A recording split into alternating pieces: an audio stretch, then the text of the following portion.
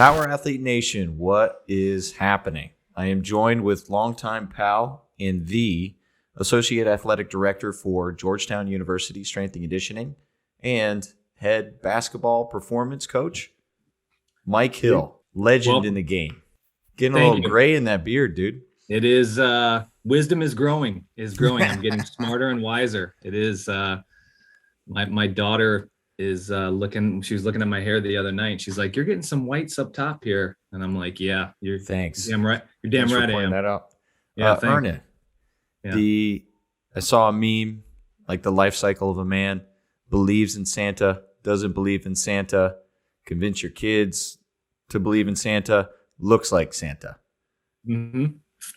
Or acts like Santa, looks like Gandalf.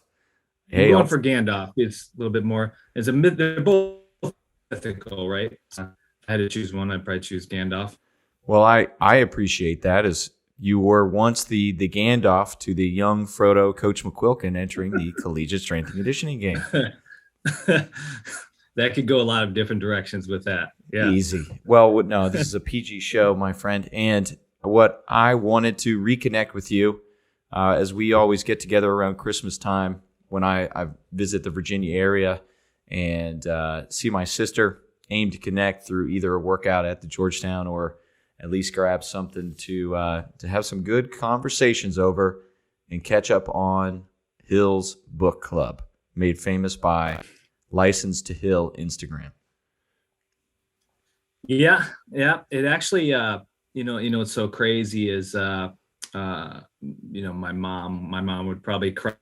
When I was younger, it took me a very long time to read. And now the other half of my life now, it's almost like I read too much and I ingest too much. And I need to start, to be honest, writing something for myself. So, and that's kind of the power of Instagram too. I'm not really the strength coach that's putting, quote, my athletes out there or putting pictures and exercises and all sorts of stuff out there. It's just, to be honest, it's just not me.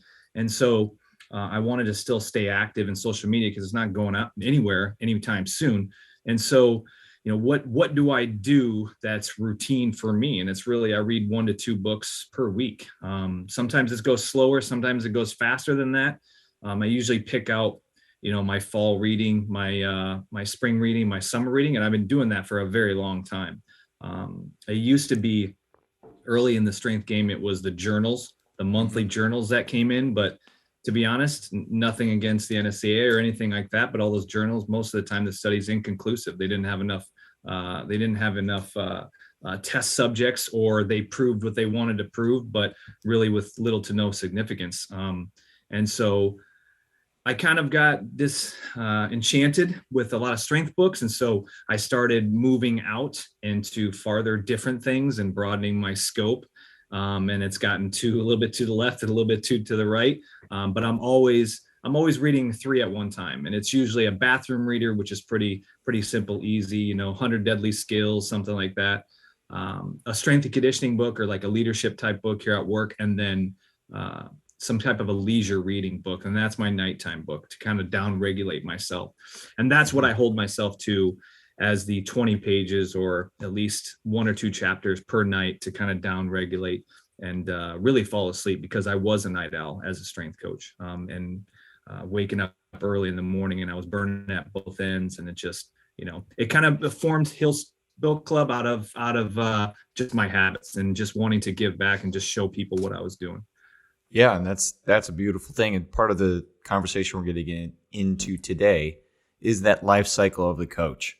In the beginning, all of your readings, you are obsessed with the X's and O's, and this and everything is a wow knowledge bomb moment that just goes off for you, even though it was written 30, 20, 40, however many years ago.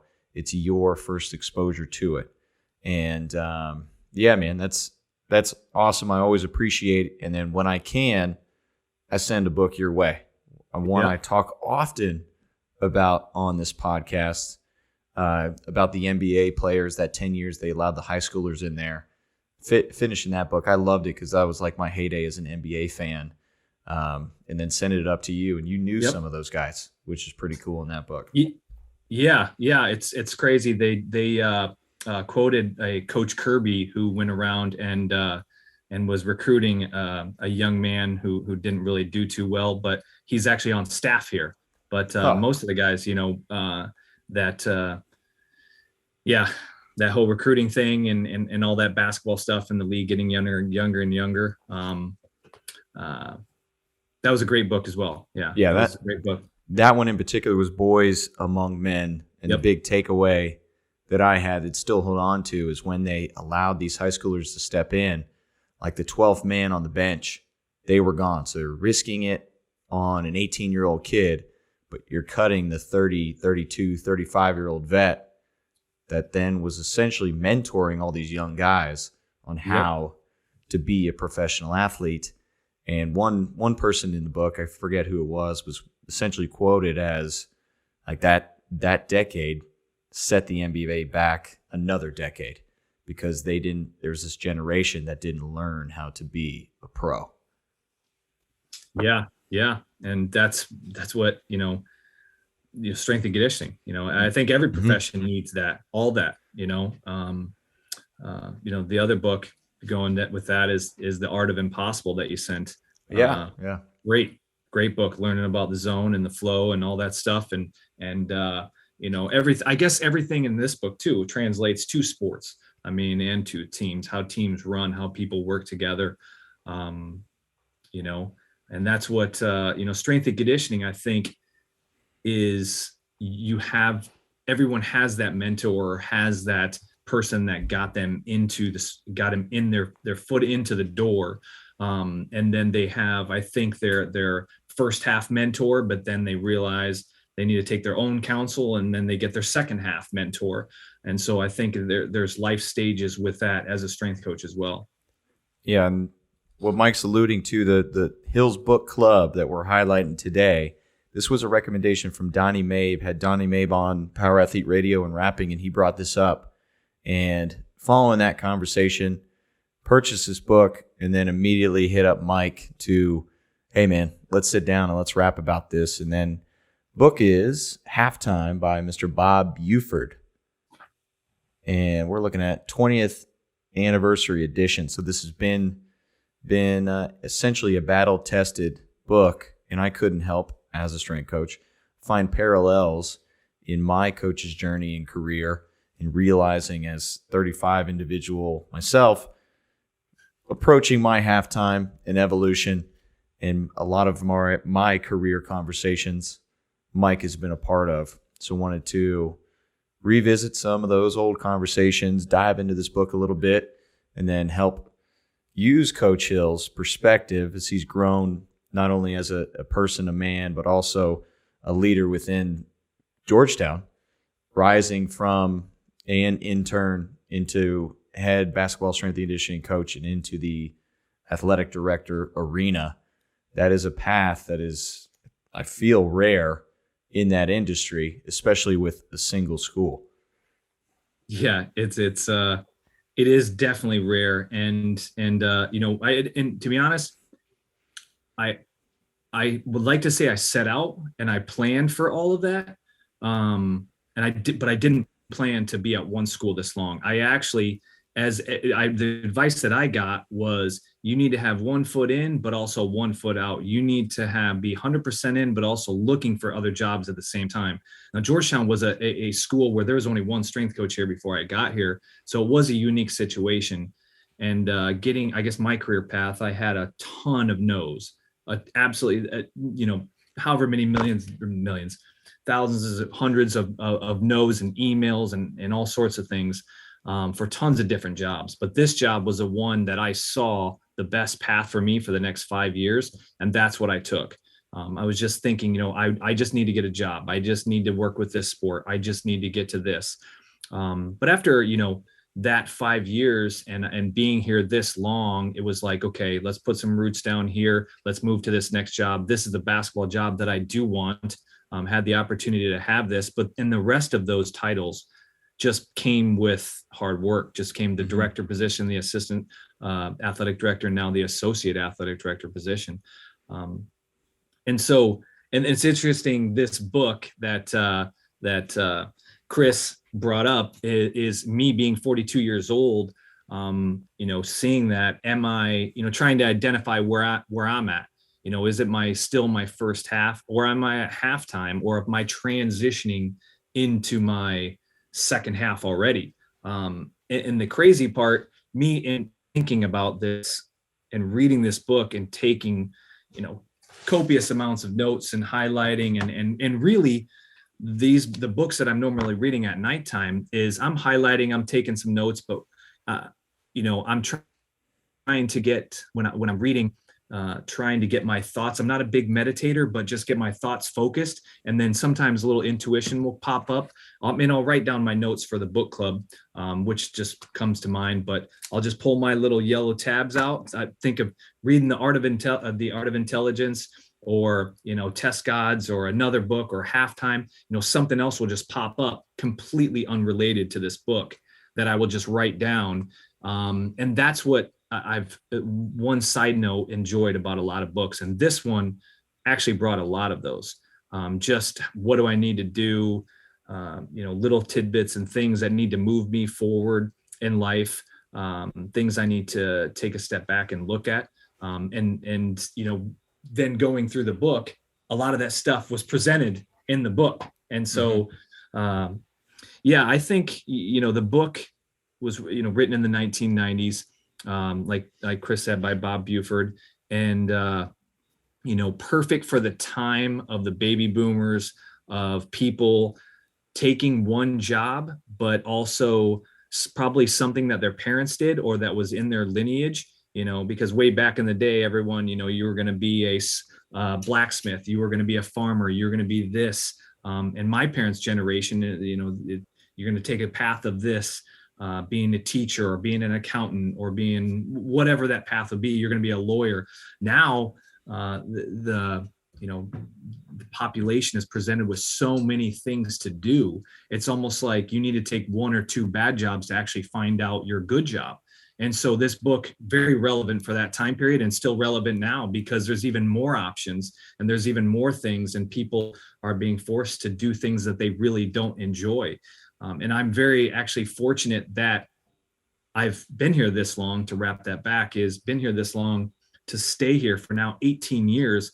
And I think for me, I think I am in my halftime. I think if I'm at the top of my game, to use a reference from this book, the sigmoid curve is, if you take a look at the curve that goes from your A to B, if you're at the top of your curve, if I would stay here maybe 20 years, just like in coaching, there's a life cycle of coaching. There's an overstep of coaching. Have I stayed here one too many years too long, or do I still have 7 more years? The key is, from this book, that was the huge thing for me, was to find out where you're at with that, and then switch that. And not necessarily switch jobs, but like in the book, it says switch your attitude about it, or switch your direction to it. I've been from, like Chris said, from a volunteer to a full-time intern, to a full-time, to a assistant, to a director, to an assistant athletic director, to associate, and luckily those stages have kind of changed with that attitude. But now, what do I see for the next 5 years or 10 years? That's kind of how I kind of organize myself in general, is I need to organize how I'm looking for the next 5 years. Is my quadrant system is basically on point with kind of this book. It's I need to be a lifelong learner. I need to be looking in retrospect at what did I do behind me? What have I accomplished? What do I want to accomplish? And to, I guess, highlight that is my 4 quadrants are my professional goals, what I want for myself professionally, my team goals, what do I want for my team, because if I'm the head coach, if I'm the example, what can I do for my team? And then what kind of projects do I want to take on? Because we get all sorts of projects, R&Ds, obviously this podcast, certain things that to do, there's so many things because our job crosses so many different boundaries. And then my last one is self-improvement, which, is a lot to do with books, but I do take a lot of classes. I do a lot of continuing education seminars and things like that. So, I guess there was three different symbols for me that jumped out from the book, but that was a huge one. I think I said that right, the sigmoid curve. Yep. Yeah. To paint that picture for our audience, I want you to imagine like I guess a mountain peak, and then that's curve number one. And then what they want to establish is rising up to the peak. There's a point A. There's this opportunity to be a little valley. So you reach not at your summit, but below there's another path that begins the other curve up. And during that point A, take maybe a right down the mountain into a little valley, but still not all the way down to the low in the beginning, is when you start to take on a new skill, suck, be a fool, be not good, and get all of your stress of being the beginner out of the way as you're reaching your peak in your old or primary profession. So that way, when you're ready to, on the downfall of the slope on the opposite side of the peak of your curve one, old profession, you've climbed out of that valley and you're on your way up for curve two. So they take this model and apply it to your existing life path and career, and not waiting before you're, on the way down of your opposite peak, your best, to then take on a new task, because it's still going to begin in the valley. That was a big one that jumped out at me as well. And then I'm looking like coaching, yes, but then writing, speaking, getting creative, audio outlets, now video outlets, all these different things, education, teaching, and a big one that took me probably a year here to really understand was mentorship. Like, there's a lot of opportunity to provide direction, as you saw yourself in that role, for me, whether you realize it or not, of mentorship. There's so many coaches out there just beginning their journey, or finding these super training and science and practice and all these hardcore science exercise books that feel amazing, that are so old but so new to them, that they need a guide to not necessarily go down that old, drugged up Russian or Bulgarian athlete route, to understand that I'm working with a sailing team that just started with a barbell for the first time ever.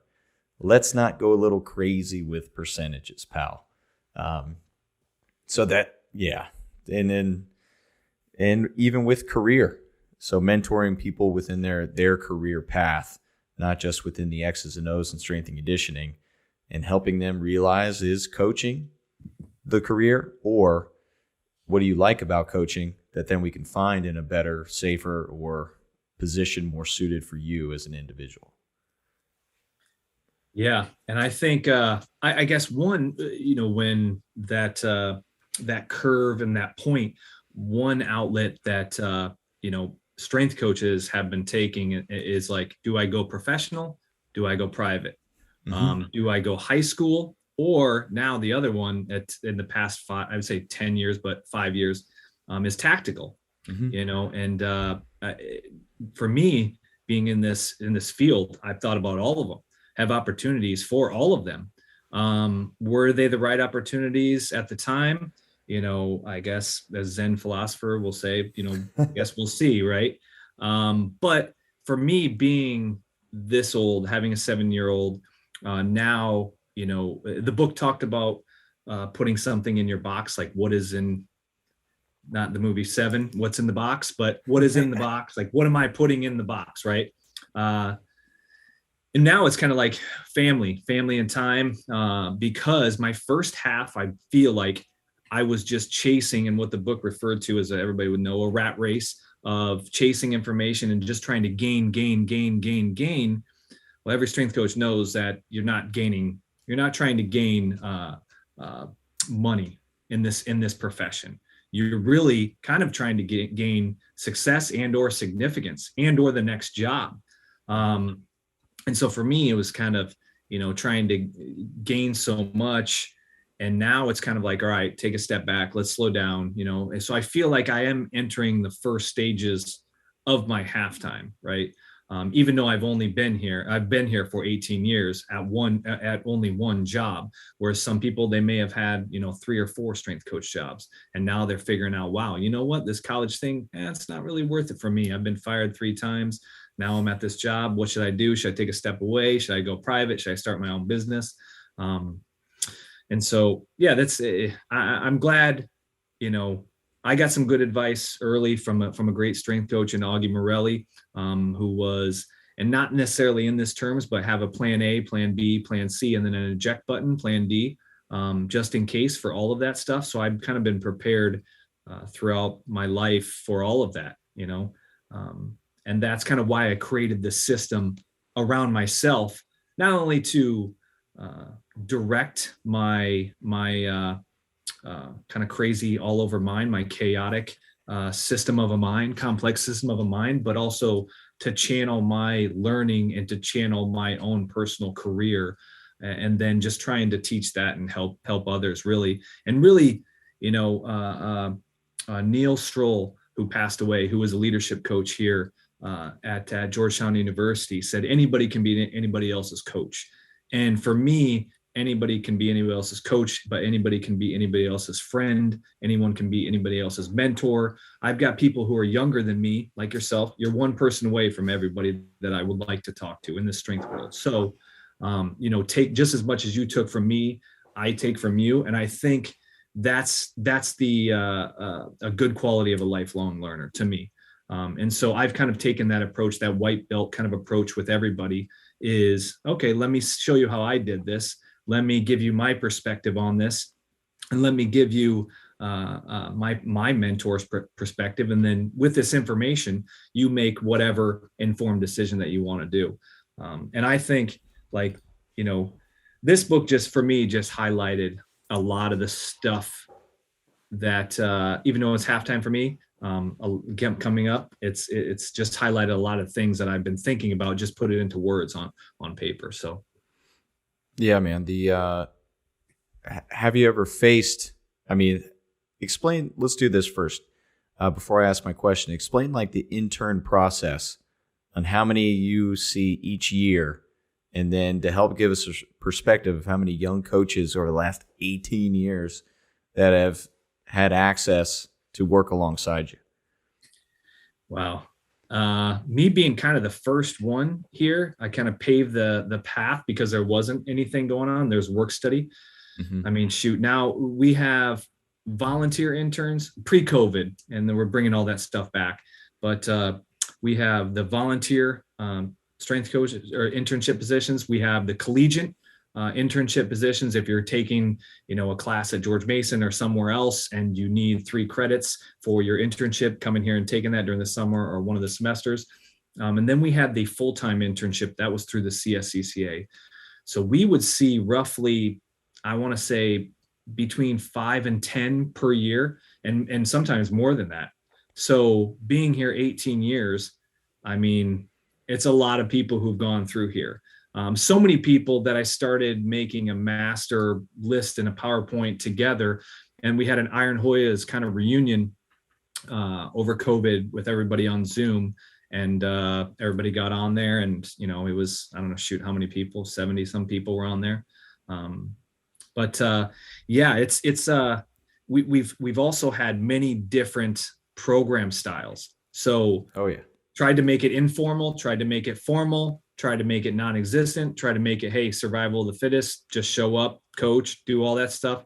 But now it's these positions are now flipped over to part-time. The former interns positions are now part-time coaches. So they're going to have to eventually have someone to mentor an internship person that's there underneath them. And I think coaching, athletes here, it's kind of a stepping process where your athletes need to coach somebody else so they can understand the step that this coach is taking. Mm-hmm. And for me, it really wasn't until I started mentoring a lot of people that I figured out, wow, this is what this person was telling me in the beginning.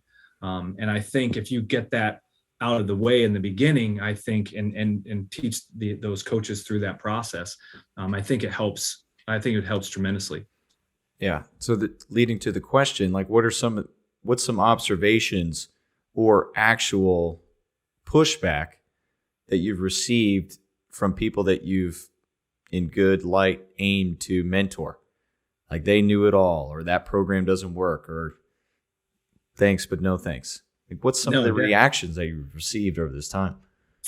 No, I've definitely gotten all of those. I've also gotten that, I don't want to work with this team, or I want to work with this team, or I didn't come here to not do this. Or, I guess when you get that pushback, it's almost, kind of like an athlete. You can't battle it. You have to meet the person where they're at and then kind of hold them along the way.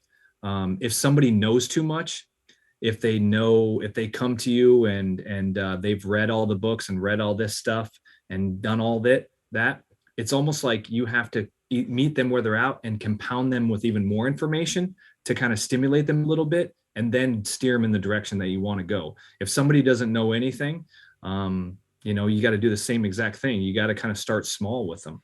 But I think, I've had the luxury of having the experience of seeing so much. It's kind of like, you're either going to organically work yourself in here, or you're going to organically work yourself out. And am I going to be this deciding factor? Probably not. But, someday you'll figure it out, and I've kind of taken kind of that approach, is like, remember this conversation, because one day you're going to have the same conversation with somebody that you are working for or working with. So, yeah, I reflect a lot about my time at Georgetown University, and in the beginning, I feel I found it at the appropriate time, and since this, and I presented on this to D1 Summit. The gyms, like D1 training. Yeah, they had an annual summit down here in Austin. I was fortunate enough to present, and it was in the midst of reading this book, and brought a lot of the pieces into it, and the life cycle of the coach, how it essentially played out. And I was presenting to these individuals and aiming for them to realize where they were at this moment, and then here is your next step according to my journey. But beginning as a trainer, essentially just behavior, motivation. Hey, let's try this. And you're going to be pulling people along. Very difficult. And eventually, and it's often one-on-one, eventually then, if you choose to, you progress into coach. More of a passionate, you're speaking, you're now working with groups, and it's not just hand-holding. It's a cue here, direction here. You set an athlete up or group up, and then you set them free. And from coach, hopefully, you evolve into teaching, meaning creating. So I'm creating my own program rather than running the Georgetown women's lacrosse program for Coach Hill. Now I'm creating my own program for my teams, or creating content. I'm creating blogs, I'm creating podcasts, I'm creating something that is giving my ethos, my pathos, my logos, my experience, my passion, or the fundamental components of strength and conditioning, X's and O's, that I've learned from another source. So a lot of different pieces there. Then from creating, you take on a teaching role. So this is, and now I've created this programming. I'm going to teach it to other people. I'm going to stand at or apply to stand at NCAA regional events and speak and communicate on my experience in an effort to teach. Then from teaching, which I was alluding to earlier, leads into this mentorship. Now, instead of a broad external teaching on a presentation, okay, who reached out following that presentation that I can help guide and lead them through whatever challenges they're facing and accelerate their development as a coach to far exceed my current position. Stand on the shoulders of giants. So I felt good about that presentation and pulled from the book, but trainer, coach, create, teach, and mentor, then the big conclusion within for the D1 guys was identifying like your why. What's in your box? What's keeping you here? It's sure, maybe it is. I'm not going to criticize anyone, but the X's and O's, the sets and the reps, I hope that's not all the whole reason you're coaching is like the science and the SED principle. So encourage like the D1 because they have a high turnover as well, meaning like this is a franchise. They got career coaches in there, and it's a great opportunity to work your way up in their model. And coaches are spending a couple years there and then taking their shot back at college strength and conditioning coaching, which is a ringer all in itself. And if you're away from that for 2 years, good luck getting back in. So how to encourage those trainers, coaches, and people in attendance, okay, why do you even want to be in this profession?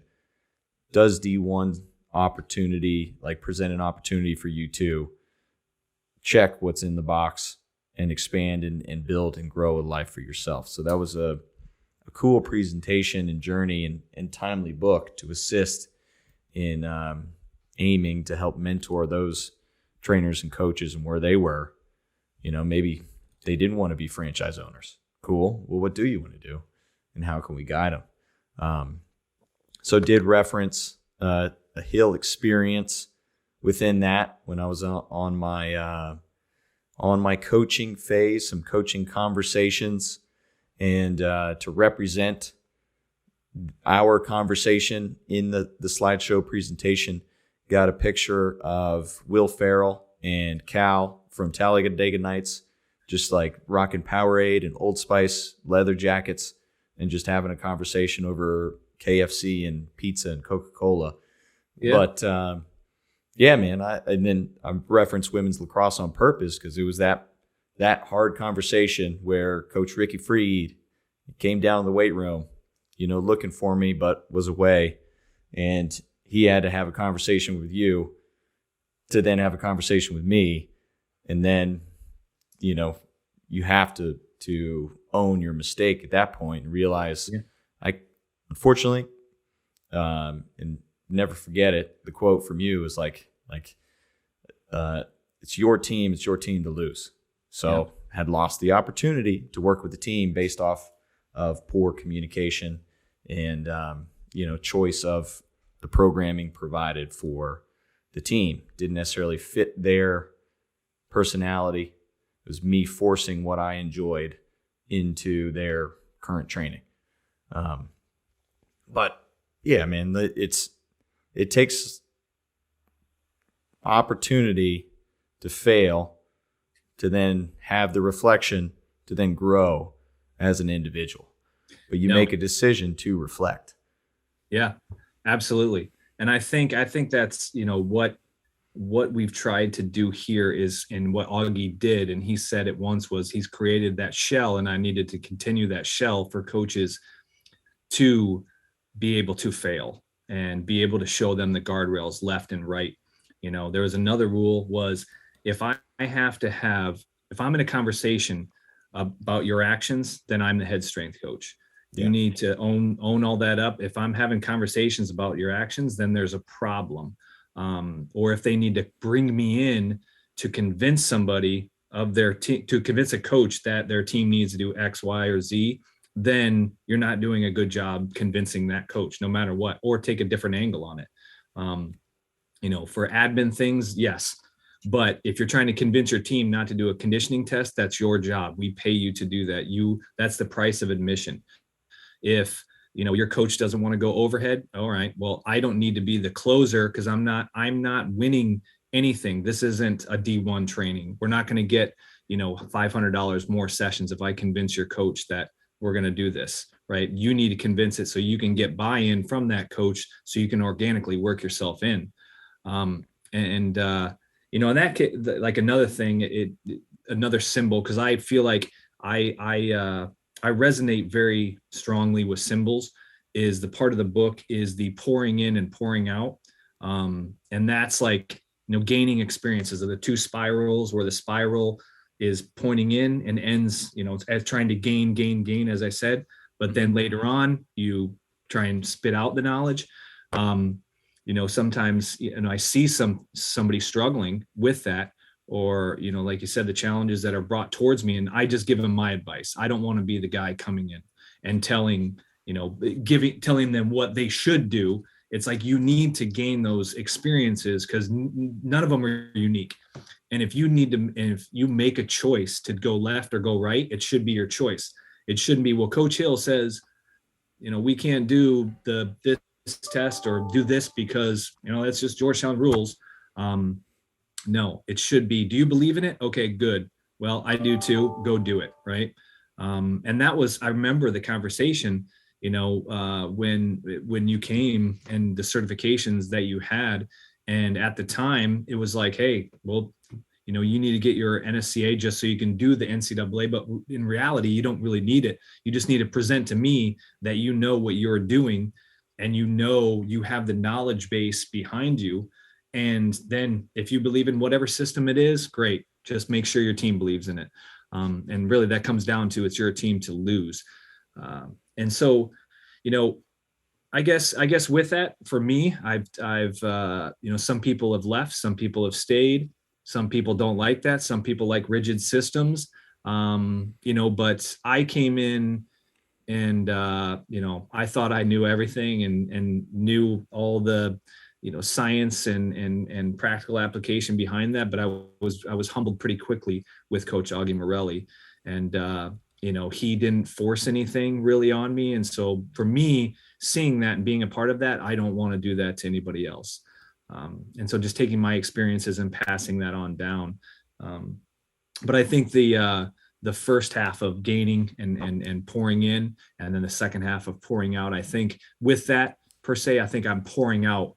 I'm at that time where I've gained experience, I've gained those situations. And so I'm just trying to pour out and give advice in that type of coach, mentor, internship, or assistant coach relationship. Well, this is the beauty of the quadrant system that you set up, and that you're still pouring in to yourself. I can't imagine every coach out there takes the same approach, or maybe just feels that they're masters of their domain, and you're seeking other things out there to then essentially give to yourself, and then have a number of possibilities that I'm aware of and connections to cool people and opportunities based off you diving into certain books that are not even associated with strength and conditioning, or sparks fun conversations with some fools at Summer Strong that just by happenstance are connected to the material in which you're diving into for no reason, like the vibrations. Still on a vibration kick. A little bit. I guess I kind of flurry by all my books and kind of stack them all up and into, stuff that's far out there, like the vibrational stuff, or like, military, I shouldn't say self-help books, but, get the kind of system. And then when I pick for the fall and the spring, I kind of grab from each pile. So it's an array of books. Otherwise, I've spiraled down that rabbit hole of going down way too much and getting out there, like I think you're seeing all that stuff come on with Instagram, and people are starting to talk about it within their speeches and seminars, is, the vibrational frequency of tying that into strength coaches. Are your athletes buying into what you're saying? Are they vibing on the same frequency? Are they in the same zone you are? When you're coaching, are they believing your system? Or are they not believing your system? It's the same thing. They're not on the same frequency as you. It may not be exactly at 532 megahertz, but it could be at, maybe it's close. Maybe it's within a close range. For me, like reading those far left books kind of opens up other avenues of me understanding why I'm still doing this, or things that I knew, like, when I've said it on a couple of podcasts, is the book Scale or Verbal Judo. Those two books, like Scale, just made me realize that there's complex systems around everywhere. But you just have to see it. Right.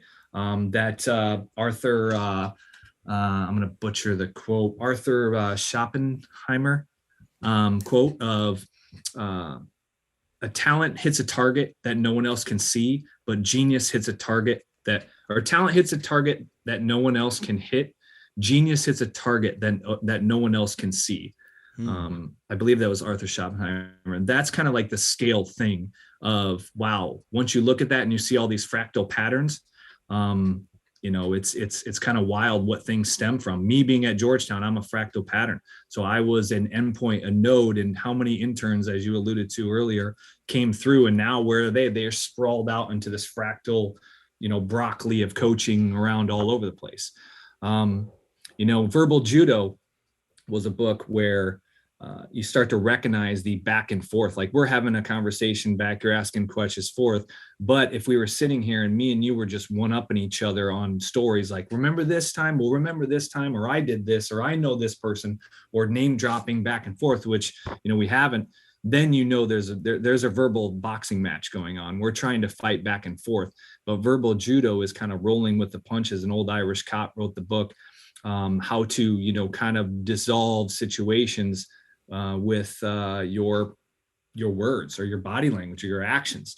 And so books like that kind of open up, a lot of different things, and perspectives that have tons of ties to coaching, that, I guess, taking suggestions and me alluding to reading books and having some intuition and kind of writing it down that has nothing to do with what I'm reading or what I'm doing. A lot of these books, just like this Halftime, it's not really a coincidence that you're telling me to do this right now. And this Halftime is a book that I needed to read at that right time. Everybody hates the person that goes around and tells them, hey, I'm reading this book at this time, and this is what I'm taking, and kind of preaching that YouTube, that IG exercise, or that, the telling everybody the book that they're currently reading, and all the quotes and quoting it from that time frame. But, me just taking these suggestions in, writing them down, and just kind of, as I said, grabbing them as I'm selecting them for the fall and spring. I actually feel like I honestly read these books at the right time that I need them for me personally. And a lot of the stuff and the military stuff that I was reading is because I was, thinking about going into the tactical setting. So I needed to understand, a lot of the things that were happening, and having conversations with the people, and some of the, the things that you said about the Summer Strong and whatnot. I think there's a weird vibrational thing that pulls me towards the books that I'm reading, I guess. Yeah. And at that right time, trying to recall, who's not Scott Caulfield, but who's Caulfield, the protagonist in that old book? Holden Caulfield. Okay. J.D. Salinger's The Catcher in the Rye is what I was getting at. Yeah. And shoot, did you read that one in high school? Yeah, a long time ago. And in high school, I'd be hard pressed to remember contents from books that I read during that time. I just kind of walked my way through, and I actually walked my way through kind of college easy. And it's funny now, me taking classes and things online, it's like I'm super serious about it. Like, I'm trying to get an A, which is like, why did that happen, or why did I do that at the time? I'm not sure. But now, I've tried to take that seriously with education, and try to instill that with my daughter. Yeah. Yeah. Well, yeah. Part of my halftime thinking about going back to school, but to get back to the Holden Caulfield and The Catcher in the Rye, like it's written, it's such a depth that if you read it when you're a high schooler, because he's a 16-year-old that enters into like run-ins with a freaking, like, a pimp, gets his ass beat, and all these different like adult situations as a 16-year-old. You're supposed to read when you're 16 and then revisit the book at certain times of your life to realize like the depth and the meaning. So it's almost revisiting, say, a book every decade, or a book every 5 years, or absorbing it once when you're meant to, and then having the information stored to really gain some depth when you revisit it later on. Like, there's no reason we shouldn't consume everything that we can, just so this potential information is in our back pocket for when we do need it. I did go back and go through my old high school reading list or books that I still had. So that was F. Scott Fitzgerald, freaking Great Gatsby. This one here, Catcher in the Rye, and that was awesome. I mean, those are freaking classics. One book that sticks out for me was, it wasn't in high school, it was pre-high school, was in 8th grade. I read The Outsiders. Amazing book. Only seen the movie, Patrick Swayze. Yeah. Great book. Great book. And then obviously, and then seeing the movie later on, but just kind of understanding, at that time, now thinking back, seeing the cliques and the two sides of the community and how they kind of tussled together, but also how they came together. It's I needed to hear that and read that at that time. But I think, all the books in the books that I come forward, just pulling little tidbits each from each book. But that's what I'm trying to do with that book club, is put that out there. So maybe somebody sees that, off the wall, left or right book, sees that I'm reading it, and just reads a couple little quotes that I just trying to put in 2 quotes. I don't try and put, a positive or a negative spin on it. And then, go from there. It's just kind of highlighting that, because somebody obviously, put a whole lot of work into each one of these, just like Bob put probably 20 years of experience, and you read it. I read this book in 4 days, less than 4 days. And actually it took a little bit longer because I was taking notes on it. And so I read the first couple of chapters again. And, if it takes them 20 years to research it and you 3 days to read it, they're deep diving that down, and with that experience. And, that's why books are so phenomenal for me now. It's just like, go ahead. Yeah. To expand on that, man, I've had that same feeling, like going back to the life cycle of a coach that I was mentioning earlier, trainer, coach, teach, and then mentors at the end. But anyway, the create portion, like putting yourself out there, and then say you have been coaching for 5 years, 10 years, and you taking that, maybe summing up one point that you're proud of, your light bulb moment, your knowledge bomb. And then there's a group that just reads it within 5 seconds, consumes it, and then dismisses it, or takes the time to publicly put you down and do all this. Like, they're still in that stage below, and they won't ever, because they're scared, won't ever put themselves in a position to create. So like in this life cycle of a coach, they've already capped themselves out.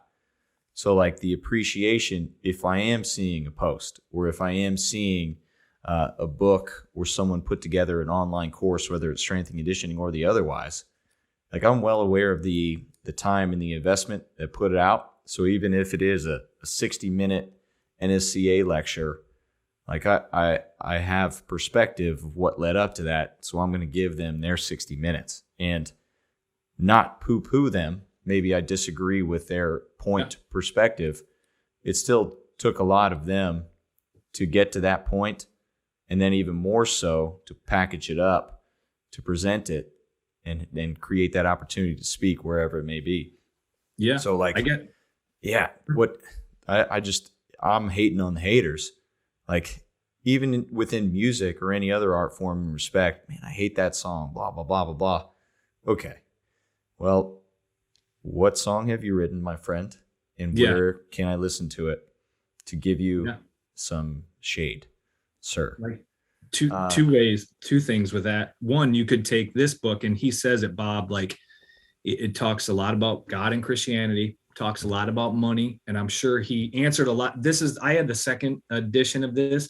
So he answered a lot of the questions at the very end of this. You could easily say, well, he has tons of money and he had more options and more choices and things like that. But the nuggets that he's still talking about, they're still relevant no matter what religion, no matter if you have money or no money, whether you have a good job or a bad job. The things that he's talking about, like listening to that gentle inner voice, right? Everybody hears that stuff. Taking stock from within, doing seismic readouts for yourself, talking to different people. There was lots of those little tidbits, but also on the other end of that is, I'll say this, a book I just read as well is the legend Jesse Wright for the 76ers. He wrote a book called The Intent is to Grow. And it is not a book that is sets and reps, or it's not like nothing against the system. It's not like the books that you were talking about earlier, but it is a book about a young strength coach who goes to a school and goes through all these soft life skills. And there's kind of there's a good cop, bad cop in there. There is, all the things that we kind of talked about, organically growing in, organically going out, seeing what the strength coach does the right way or the wrong way. It was an amazing book. When I got it, I originally didn't think it was going to go the direction that it did. And, Jesse was a great book, and it took him a long time to do that. And it put it through that. And I think every young strength coach or even personal trainer should read that book. And so The Intent should grow. The intent is to grow. Yeah, I saw you post on this through the Instagram. Yeah. And yeah. Got to key in on it, but that's awesome. Yeah, I'm in. With the seismic, I thought that was an excellent point because the importance of like presenting your thoughts, ideas, beliefs, or potential directions, like potential goals, potential aims to your friends, to your peers. And like you're going to get, and trusting people to receive honest feedback on, hey man, I'm thinking about doing this. Okay, well, why? That's a terrible idea. Something. Like you get constructive feedback, or maybe they took that risk and they'll give you your, like, where exactly they failed, so that way you can not make the mistake that your pal made to go in there. And like this is something I try to speak to the high schoolers I'm working with, like trying to find something that really creates like like an earthquake moment for them. Like not just going through the motion and liking and enjoying what your peers are doing or reading or watching. Like what just freaking gives you a spark. And then, okay, I encourage them to explore that. So it's even if their peers are giving them a hard time, like, hell man, like what gives you energy? Explore that a little bit. And that was one of the takeaways when I was keying in on that. Like, okay, I'm going to speak to my goals, my aims to my friends, and see what perspective they have, and also like what do I enjoy, and let that present it to them and let them put me down a little bit, but still like, all right, I'm going to see what else is out there. Yeah, it's there was a lot of those things, the one section as well, besides this, it was seismic testing, low cost probes, going half speed at your work environment. But one thing that one section that had a lot of good things in it was the section on regaining control back, which I think a lot of people in every profession, they kind of spin out of control, and they formulated how they formulated in the book was they called it a centrifugal, where you're just kind of spinning around in control. You got too many things going on. A lot of the little things were, that I learned later on, and strength coaches need to learn how to do, like delegating your tasks at work, do what's best, do what you do best and drop the rest, know when to say no, set your limits, protect your personal time, work with people you like, set timetables, downsize, play around a little, and take the phone off the hook. Some of the simple things that kind of regain control, which everybody talks about. But, I resonated with that section because that's what I'm going through kind of right now is all of those sections. And that just creates, they call it in the book, just a healthy individual. And everyone's trying to grab a piece of kind of that action with COVID and resetting some things, and the timetable of your work and work-life balance and all that stuff. So that was a great section for me.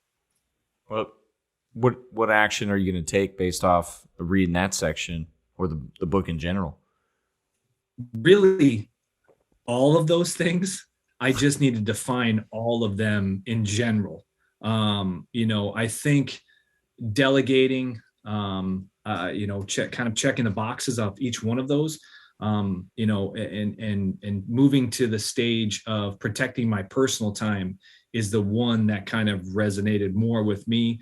And because obviously every strength coach, they need their own personal time. You don't, the 12-hour workday, but also 7-year-old and a wife at home have 12-hour work days as well with me. So, that has become more and more apparent to me. And that's what I need to rope in more, where, I've got a lot of personal projects. I've got a lot of professional projects, my team goals, all that stuff that I said, my development, my self-improvement, that takes a lot of time too. So kind of struggling and protecting all of that. And that just comes with time. For me, it's time management. It's protecting that time. I feel we're all there. Yeah, man. What's next on the book? Hill's Book Club. We got an intent. The intent is to grow. I'm certainly going to pick this one up, Mr. Wright. And halftime. Done with that one. Just chuck it. What's next on the list for you? Well, actually, I would be remiss if one of your listeners, Jill Dunleavy, she sent me 2 copies. The first one was Chasing the Scream, and I would suggest if anybody hasn't read that, that's Chasing the Scream. It's by, I'm going to butcher his name, I think it's Johan Hari, and it's basically the first and last days of the war on drugs. But the second one was Wild Horse Country. And it just talks about the wild horses roaming around the United States and, what your misconceptions were, what you thought. Very good, very thought provoking. And the third, and actually, sorry, there's 3 of them. The third one was Lost Connections. And that's about, trying to figure out the root of depression. And that's kind of, through mentoring and links and, complex systems is, Jill just, sent me the books, and it's amazing. So, but next on the list is kind of out there, Whiskey Tango Foxtrot. What the fuck? Yeah. It's I'm not sure where I got this this is a perfect segue. I'm not sure where I got this recommended, but it got recommended somehow. And it's about Lynn Black Jr. He was in Special Forces, and it just kind of goes through his life story. I'm not too far into it, so I don't really know. It kind of reads like a dialogue of a movie. So yeah. Pretty awesome. For me, from Callie's husband, let's see, On Wings of Eagles.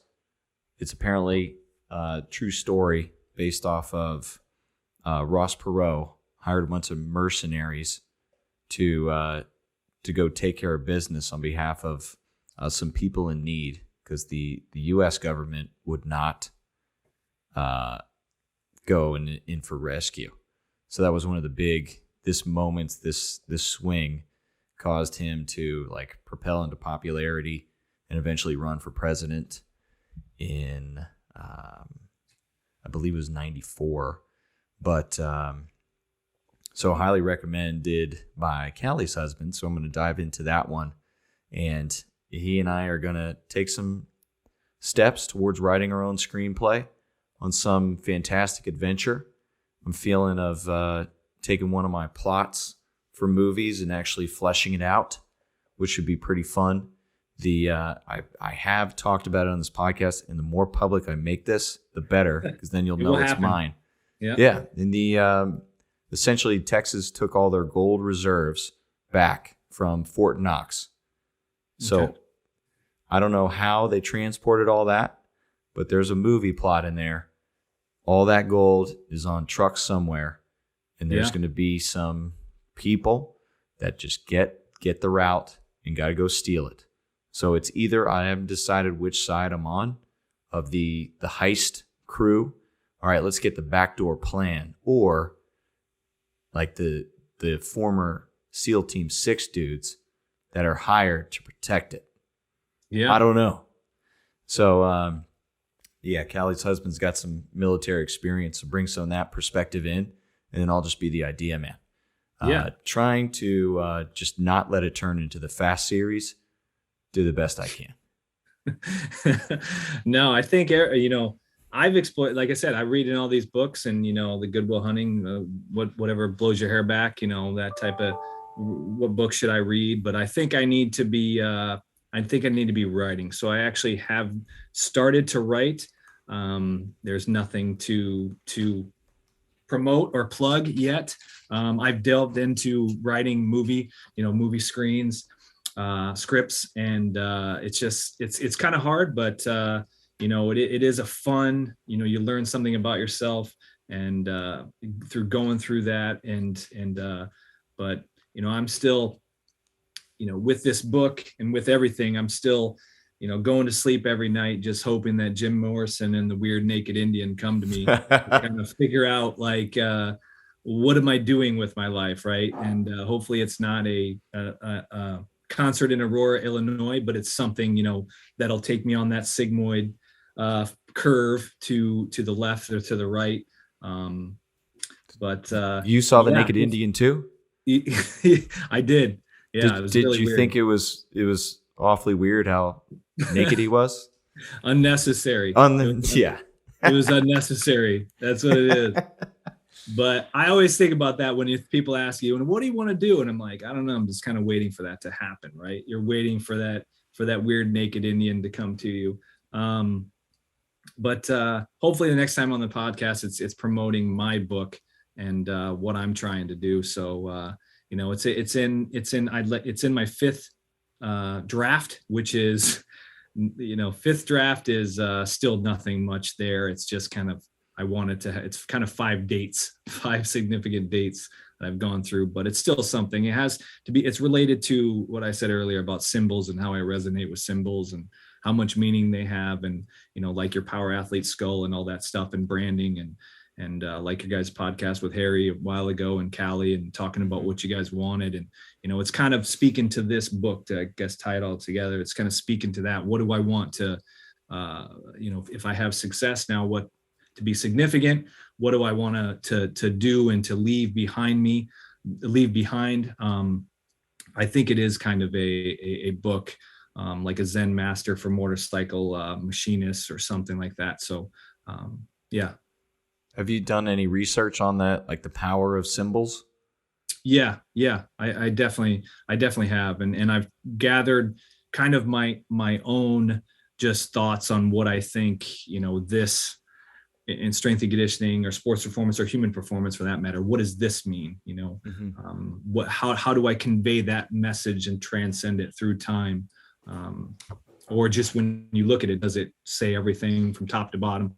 And I guess just seeing, being 18 years, I've seen a few reps. I've seen a few sets. I've, had written a few programs, had some experience. And so if I can see something and it points to this top of the pyramid and this bottom of the pyramid at the same exact time and has a relationship with a lot of different things, then, maybe somebody else can see it. So.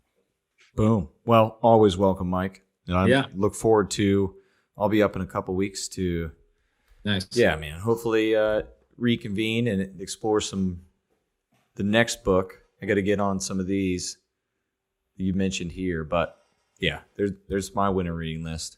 Where can our listeners go to follow the journey of the book club and then catch what's going on with your team and give them some support from Power Athlete Nation? Yeah, I am on Instagram at license_2_hill. DM me if you want any book suggestions, I guess. Look at hashtag Hills Book Club. But also, we are I'm at Georgetown University, guhoyas.com. My email could be in the show notes if you want. But email me if you need anything. Always looking to give back and obviously, connection through books and through all this information and whatnot. Happy to help anybody. Just here to mentor and add value. So thank you for having me on, man. Appreciate it. Hell yeah. Final question, just reminded. Did you see the new James Bond? I have not. No. Okay. I will not say anything. I have not. Awesome. Charles is giving me the look. We share the same opinion on the film. I'll let everyone else just have their own, and then maybe in a few weeks we'll kick back and hopefully you watch it by then. You got to give Daniel Craig his. That's all I got to say. All right. Nice. All right. Thanks, Mike. All right. Thank you. Bye. Bye.